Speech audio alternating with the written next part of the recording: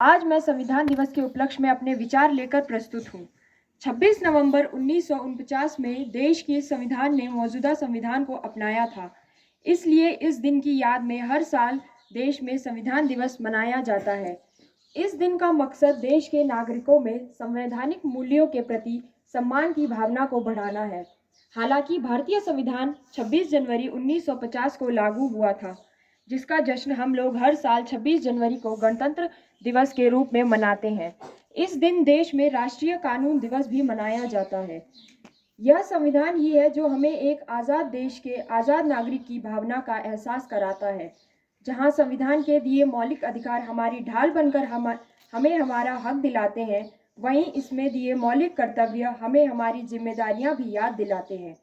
हमारा देश जब 15 अगस्त 1947 को आज़ाद हुआ, तब हमारे पास अपना कोई संविधान नहीं था।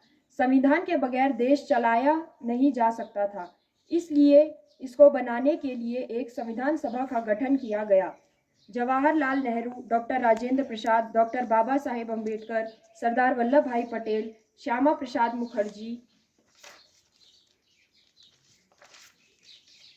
मौलाना अबुल कलाम आज़ाद आदि इस सभा के प्रमुख सदस्य थे। संविधान की ड्राफ्टिंग समिति के अध्यक्ष डॉक्टर भीमराव अंबेडकर थे, इसलिए उन्हें संविधान निर्माता भी कहा जाता है। संविधान तैयार करने में 2 वर्ष 11 माह 18 दिन लगे थे।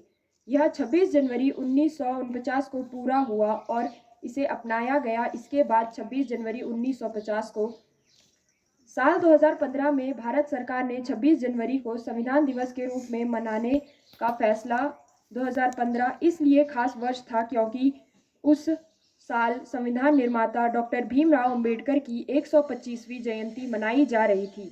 संवैधानिक मूल्यों के प्रति नागरिकों में सम्मान की भावना को बढ़ावा देने के लिए तब से यह दिवस हर साल मनाया जाता है। भारतीय संविधान विश्व का सबसे लंबा लिखित संविधान है। इसके कई हिस्से United kingdom, America, Germany, Ireland, Australia, Canada और जापान के संविधान में से लिए गए हैं। इसमें देश के नागरिकों के मौलिक अधिकारों, कर्तव्यों, सरकार की भूमिका, प्रधानमंत्री, राष्ट्रपति, राज्यपाल, विधानपालिका, कार्यपालिका और न्यायपालिका का क्या काम है, उनकी देश को चलाने में क्या भूमिका है, इन सभी बातों का जिक्र है।